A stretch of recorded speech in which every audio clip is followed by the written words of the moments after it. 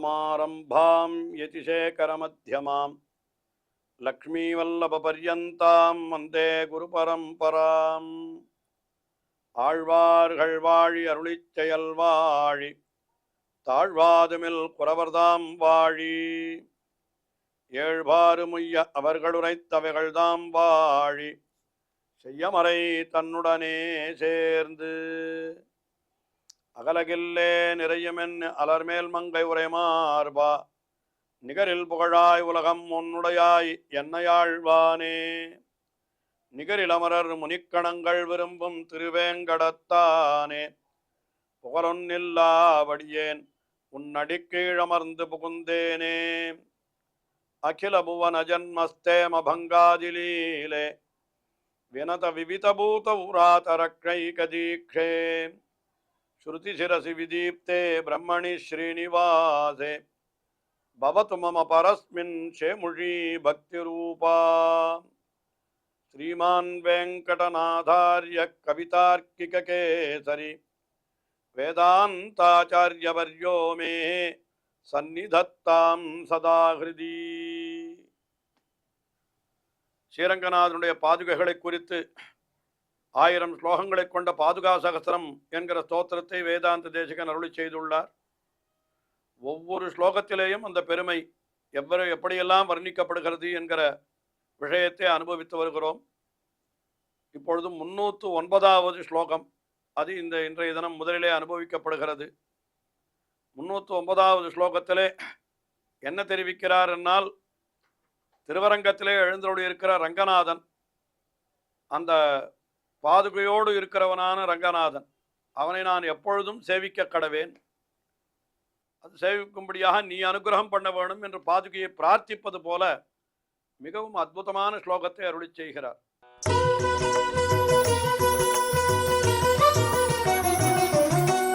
கமபி கனக சிந்தோஹோ சைகதே சஞ்சரந்தம் கலச ஜலதி கன்யா மேதினி தத்தஹஸ்தம்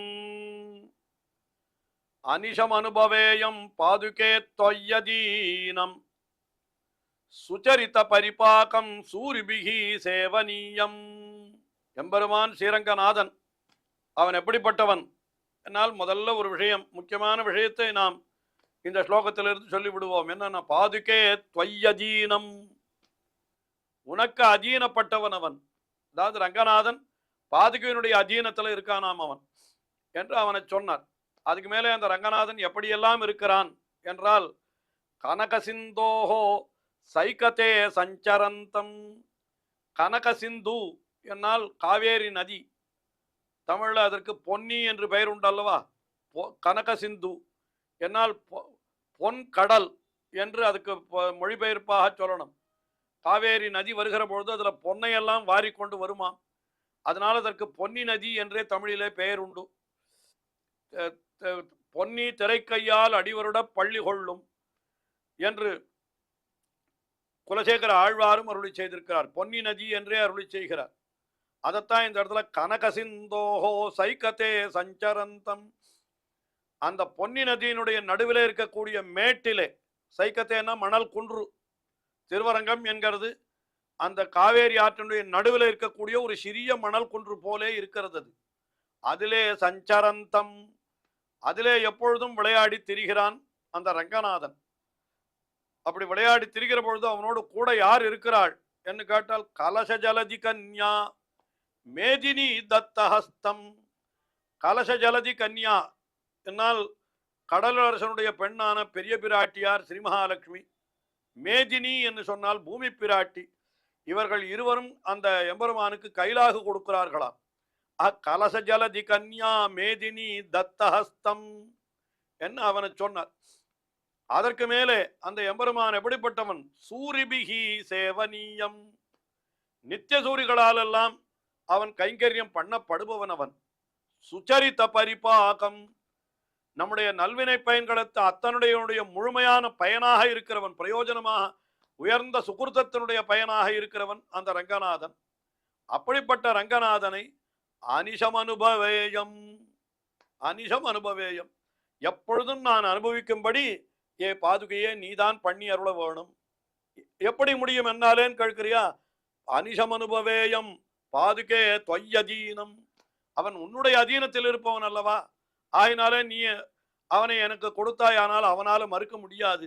ஆயினாலே இப்படி அந்த பொன்னி ஆற்றினுடைய மணற்குன்றிலே பெரிய பிராட்டியாரும் பூமி பிராட்டியாரும் கைலாக கொடுக்க திரிபவனும், அதே போல நித்தியசுர்களாலே சேவிக்கப்படுபவனும், நம்முடைய நற்பயன்களினுடைய பரிபாகமாக அதனுடைய பிரயோஜனமாக இருப்பவனுமான அந்த எம்பெருமானை அவன் உன்னுடைய அதீனத்திலே இருக்கிறபடியினாலே நான் எப்பொழுதும் அவனை அனுபவிக்கும்படியாக நீயே செய்துள்ள வேணும் என்று மிக அழகாக இந்த ஸ்லோகத்திலே பிரார்த்தித்துக் கொள்ளுகிறார்.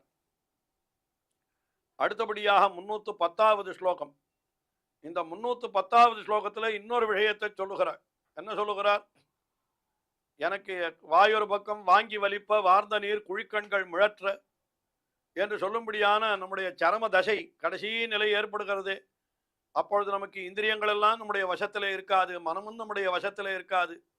அப்படியெல்லாம் இருக்கிற பொழுது அந்த புண்டரீகாட்சனான எம்பெருமான் என்னை கட்டாட்சித்து என்னை அழைத்து கொண்டு போகும்படியாக நீ பண்ண வேண்டும். ஏனென்றால் எனக்கு இன்னொரு பிறவி வேண்டாம். மறுபடியும் இந்த சரீரத்தை விடுகிற சமயத்தில் மறுபடியும் இன்னொரு சரீரத்துக்கு போக வேணும். இன்னொரு மறுபிறவி இந்த உலகத்தில் பிறக்கக்கூடாது. அதையெல்லாம் தடுக்கிறவன் எம்பெருமான் தான். அந்த எம்பெருமானை அவன் தடுக்கும்படியாக நீ பண்ண வேண்டும் என்று இந்த ஸ்லோகத்திலே பிரார்த்தித்துக் கொள்ளுகிறார்.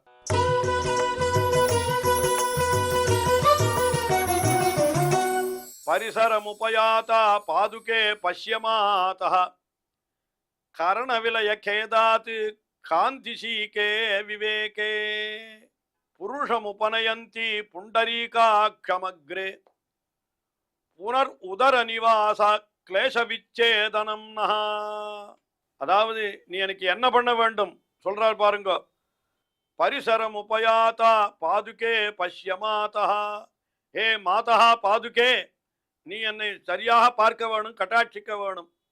நீ என்ன பண்ண வேணும்? எப்பொழுது அந்த காலத்தை சொல்லுகிறார். கரணவிலய கேதாத்து காந்திசீகே விவேகே. கரண விலய கேதம், அதாவது இந்திரியங்கள் எல்லாம் நமக்கு மரண தருவாய் வந்ததானால் அந்த சமயத்தில் என்ன ஆகும்? நம்முடைய இந்திரியங்கள் எல்லாம் என்ன ஆயிடும்? அப்படியே ஓய்ந்து போய்விடும். கண் தெரியாது, காது கேட்காது, ஒன்றும் ஒரு இந்திரியமும் வேலை செய்யாது. அப்பொழுது அதெல்லாம் பயந்து ஓடுகிறது. அப்பொழுது என்ன பண்ணு? காந்திசீகே விவேகே காந்திசீகே. நம்முடைய நல்லறிவும் இருக்க விவேகம் என்னால் எது தேவை எது தேவையில்லை என்கிற அறிவு கூட அந்த சமயத்தில் இல்லாமல் பயந்து ஓடி விடுகிற பொழுது எனக்கு அந்த சமயத்தில் என்ன ஏற்படக்கூடாது என்று கேட்டால் சொல்றார்.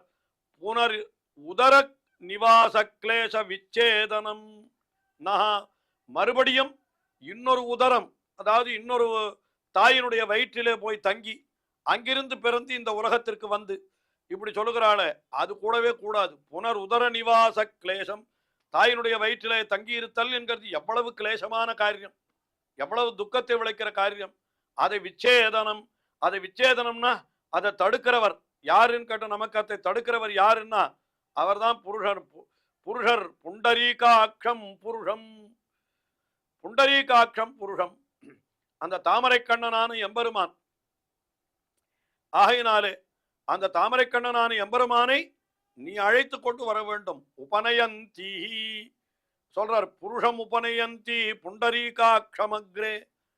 நான் அப்படி அந்த மரண தருவாயிலே என்னுடைய இந்திரியங்களெல்லாம் ஓய்ந்து என்னுடைய விவேகம் அறிவும் கட்டு நான் நிற்கிற நிலையிலே நான் மறுபடியும் இன்னொரு உதரத்தை போய் அடைந்து கர்ப்பவாசத்தை அடைந்த உலகத்திலே பிறக்காத வண்ணம் கட்டாட்சிப்பவரான அந்த புண்டரீகாட்சனான எம்பெருமானை நீதான் உபநயந்தி கொண்டு வந்து எனக்கு என்ன பண்ண வேணும்? என்னால் பஷ்யமாதா, என்னை வந்து நீ பார்க்க வேணும். அந்த இடத்துல அந்த எம்பெருமானை கொண்டு வந்து பார்க்கணும்னா என்ன அர்த்தம்?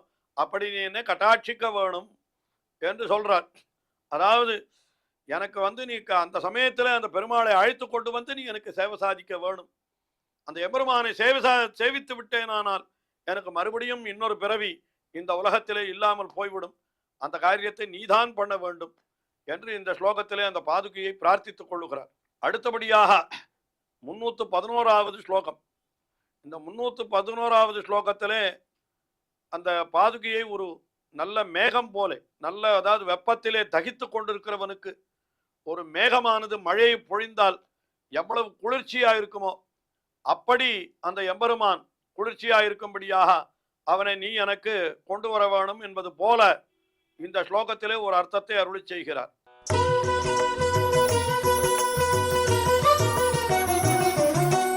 சாமே பூயாத் சபதி பவதி பாதுகே தாபசாந்த்யை யாமாரூடோ திவமிவ சுபைஹி சேவ்யமானோ மருத்பிஹி சௌதாமின்யா சக கமலயா சக்யஜா விருத்திஹேதுஹு காலே காலே சரதி கருணாவர்ஷுகா கிருஷ்ணமேகா. கிருஷ்ணமேகா என்னால் கண்ணனாகர மேகம் என்று ஒரு பொருள் சொல்லலாம். மற்றொரு பொருள் என்னன்னா கிருஷ்ணனாகர மேகம், கரிய மேகம் அல்லது கிருஷ்ணனாகர மேகம் என்று இரண்டு பொருளையும் உடையது. அவன் என்ன பண்ணுகிறான்னா சாமே பூயாத் சபதி பவதி பாதுகே, அவன் என்னிடத்திலே வரும்படியாக நீ ஹே பாதுகே நீதான் பண்ண வேண்டும்.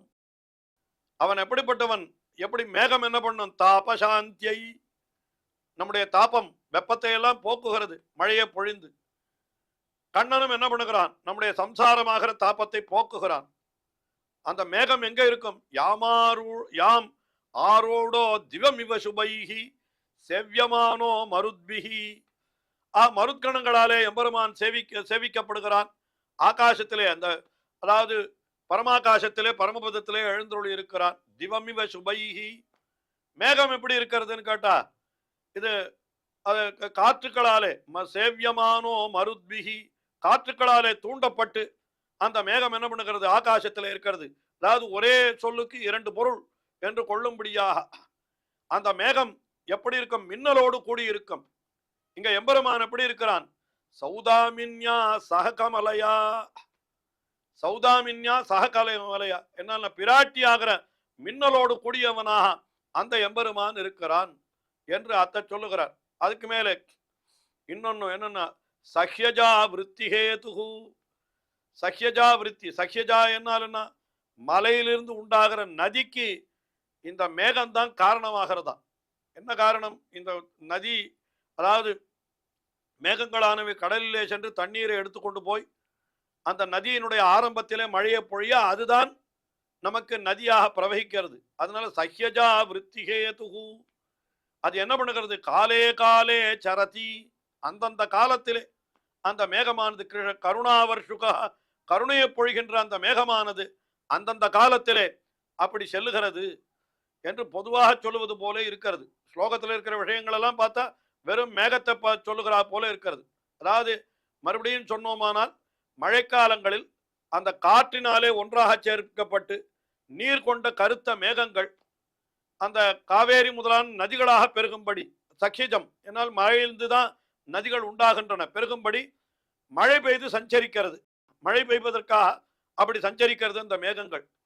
அதுபோல என்ன சொல்றாருன்னா ஸ்ரீரங்கநாதனாகிற ஒரு கிருஷ்ண மேகம் அது மகாலட்சுமி ஆகிற மின்னலோடு கூட என்ன பண்ணுகிறதுன்னு கேட்டாக்கா இந்த இடத்துல இந்த பாதுகையை சாத்தி கொண்டு தேவதைகளால் சேவிக்கப்பட்டு கொண்டவனாக எல்லா லோகங்களுக்கும் தயை வர்ஷிப்பனாக கொண்டு அவரும் சஞ்சரிக்கிறார்.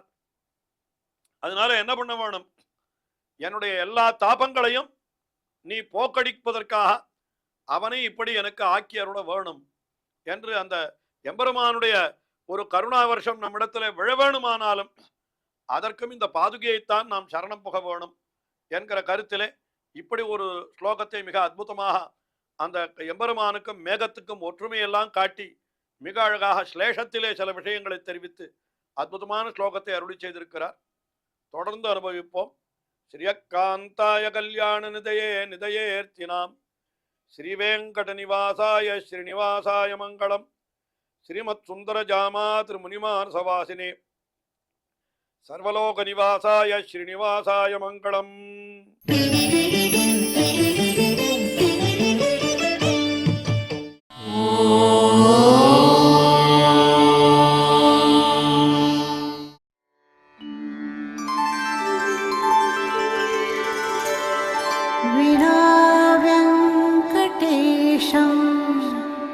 ननाथो ननाथ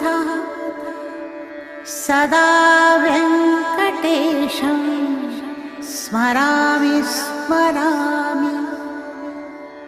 हरे वेङ्कटेश प्रसीद प्रसीद। प्रियं वेङ्कटेश प्रयच्छ प्रयच्छ।